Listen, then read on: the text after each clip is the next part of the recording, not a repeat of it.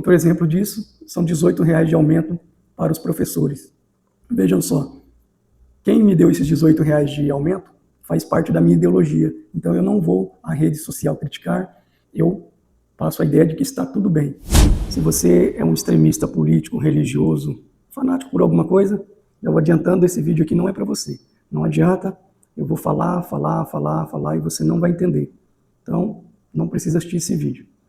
Então, tendo em vista que no Brasil, 30% das pessoas votaram em Lula e 30% votaram em Bolsonaro, tem uma boa margem aí de pessoas que não estão dentro desse grupo. E dentro desses grupos, tem os extremistas. Por isso que eu falo, esse vídeo não é para você. Então, eu não preciso convencer todo mundo, nós não precisamos convencer todo mundo. Mas se a maioria tiver unidade de propósito, já é um grande avanço. Eu quero falar para você sobre o modo tribal do cérebro. O vídeo é longo, então se você quiser assisti-lo, fique à vontade. Mas tem um conhecimento aqui importante de você saber. O modo tribal do cérebro humano encontra respaldo na psicologia social, principalmente na teoria social desenvolvida por Henri Tagel. Segundo Tagel, os indivíduos constroem parte significativa de sua identidade a partir dos grupos aos quais pertencem. Esse pertencimento ativa um mecanismo automático de divisão do mundo entre nós e eles, no qual o grupo próprio é protegido e o grupo externo é deslegitimado. Esse funcionamento nos ajuda a entender por que o pensamento ideológico se sobrepõe até mesmo sobre a razão, as evidências e até o óbvio. Quando a ideologia se confunde com a identidade, ela deixa de ser apenas um conjunto de ideias e passa a funcionar como um escudo psicológico. Questioná-la não é vista como uma reflexão crítica, mas como ataque pessoal e ameaça existencial. Nesse contexto, a ignorância ideológica não é mera falta de informação, mas uma cegueira ativa.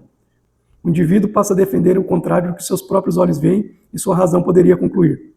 Fatos são relativizados, provas são desqualificadas e evidências notórias tornam-se irrelevantes. Não por fragilidade, mas porque aceitá-las exigiria admitir que o outro grupo, o líder ou o mito, estavam errados. É assim que se explica o fenômeno de pessoas que defendem políticos condenados por corrupção como se fossem inocentes, santinhos, inclusive tornando-o a votar neles.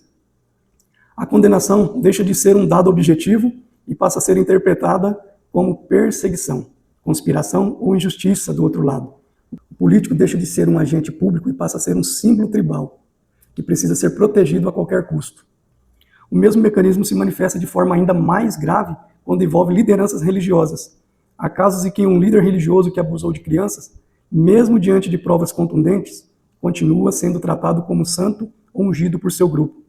O crime que deveria causar repulsa moral imediata é reinterpretado como provação, ataque do inimigo, ou até como uma suposta purificação espiritual.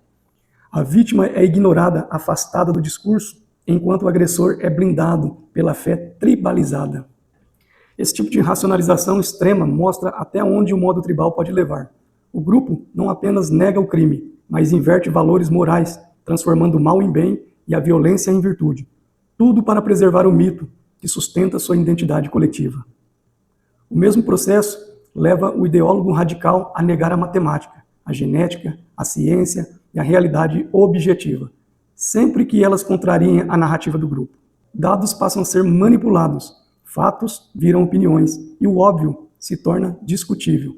Não se trata de debate intelectual, mas de autopreservação identitária, conforme a lógica da teoria da identidade social. Admitir o erro não significa apenas revisar uma ideia, mas colocar em risco a própria identidade. O cérebro, operando em modo tribal, prefere negar o evidente e enfrentar a dor psíquica da desilusão.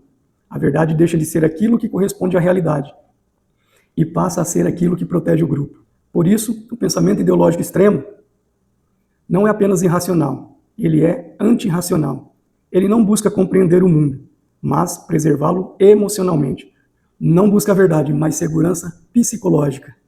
E enquanto o indivíduo permanecer aprisionado a esse modo tribal, descrito por Henri Tagel, continuará confundindo lealdade com virtude, negação com fé e cegueira com convicção. Reconhecer esse mecanismo é o primeiro passo para resgatar o pensamento crítico, a responsabilidade moral e a humanidade que se perdem quando um grupo vale mais do que a verdade. Muitas pessoas já rejeitaram o vídeo pelo título ou por causa do que eu falei lá no começo, que os extremistas não precisavam assistir. Eles deveriam sim assistir, porque eles são o público central dessa mensagem. Porém, Como a ideologia fala muito mais alto, de fato, eles não vão querer ouvir nada que confronta o seu conforto emocional de ter aquela ideologia. Num país onde a ideologia domina, nós vemos casos absurdos. Por exemplo, de um descondenado ser presidente da República de um país. Um país sério jamais aceitaria tal coisa, porém no nosso país acontece. Outro exemplo disso são R$18 de aumento para os professores. Vejam só, quem me deu esses R$18 de aumento faz parte da minha ideologia, então eu não vou à rede social criticar, eu passo a ideia de que está tudo bem.